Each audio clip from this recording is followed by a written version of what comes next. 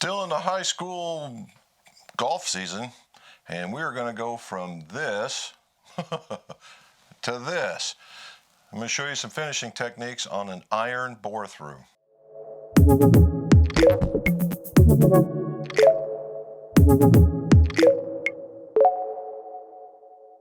Welcome back to the golf shop. Jim McCleary, Most War Certified Club Maker Club Fitter. If you would press there and subscribe, hit that bell, and that way you get more of the videos when they drop. If you want to see more of what's going on into the golf shop, follow me on my social platforms on Twitter, Instagram, Facebook. Look at McGolf or McGolf Custom Clubs. Whew, that's a lot. We've done a lot of bore throughs in woods, but we've rarely ever done one in an iron. What you see here is the resultant of me removing the iron. Now, if we can get in here close enough, you'll see that this isn't the, there you go, you'll see that that's not necessarily the standard issue club. Most people will take it and they will put it into this guy and they will try a taper tip and it will be too small. And then they use the regular, the parallel tip, and it's too big. So how does it fit in there? Well, in this particular club, what it is, it's basically parallel until the last bit of it right about here, and then it gets smaller. So how do you make that happen? Well, just like in the OEM, they make about 5 slots, which I am pretty sure, 6 slots. So they will take it and they will just cut it through a blade like this. They will turn it and cut it through a blade like that. And they will turn it again and cut it through a blade like that. And that can work, right? And that's the fast way of doing it. Now, if you had a coping saw with a metal blade, you could probably pull it off. It would take you forever, but you could get it done.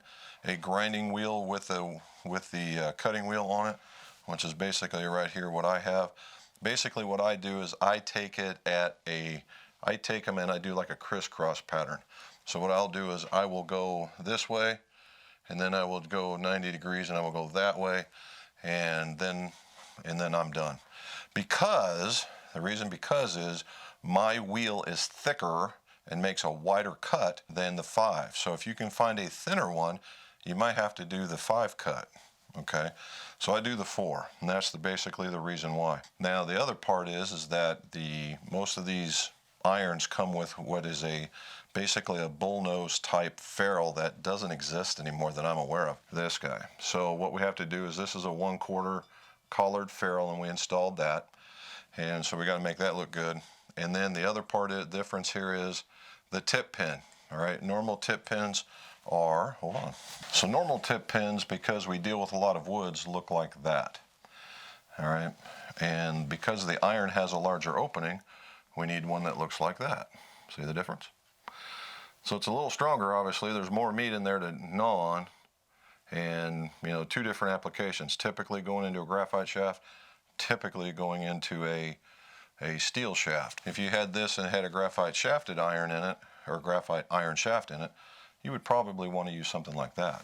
All right, so the idea here is more, that was the kind of a quick install. The idea here is how to finish it, because these things, you're grinding on steel now, right? That's a little bit different, and that's the part we're going to go over.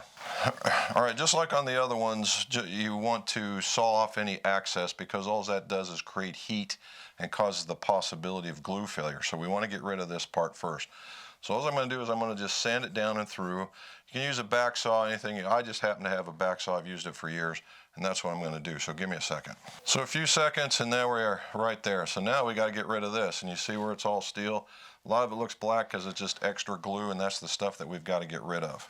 So as you're going to see, what we're going to start with is a sandpaper, right? A sandpaper. Now right now I have a 40 grit on there, and that's a bit much. So we're going to go with, I'm going to go with about an 80 grit. Now that seems kind of heavy-handed as well. However, I'm here just, all it is to eat down that steel that you saw.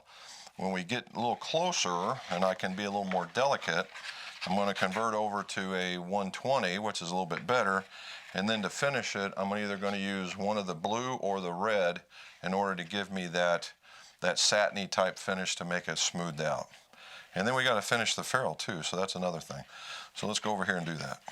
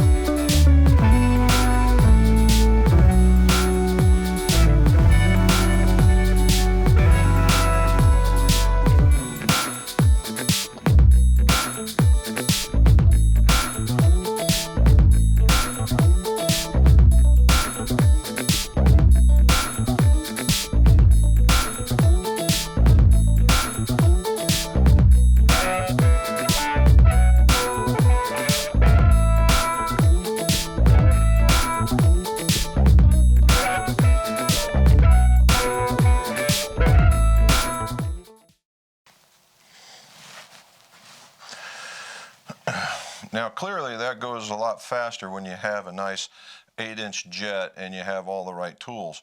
If you're doing this by hand, obviously it's going to take quite a bit more time. Be patient, okay? Just be patient. Take your time, get it down there, because nothing's worse than gouging the bottom of this thing and it's unrecoverable. All right, yeah, they're older irons and whatnot, but what's the use in doing it if you're going to make it look ugly? So here's what, get a little closer. And there's what it looks like now. And the big key is you can run your finger over it. It's nice and smooth. And then what you do is you blend it so it blends into the rest of the end of the iron, so it doesn't look like you just worked on it right then and there. And then the last one, some acetone on this guy. Hit the ferrule. Hit the back of that just to kind of give it that more finished appearance. Quick wipe down, and voila, there you are. Nice, even, done. All you have to do is cut it to length, and hopefully we got a happy customer. And that was just to show you the finishing part of it, right? That's the, you know, putting it together once you guys finish the slots it's just like a glue of any other job. But the finishing is really a more delicate operation. So keep that in mind. Again, if you guys have something like this and you get a bit out of your depth, give us a call. We'll help you out. If not, take your time. Have fun learning about the job. And as always, let's see your scores go low.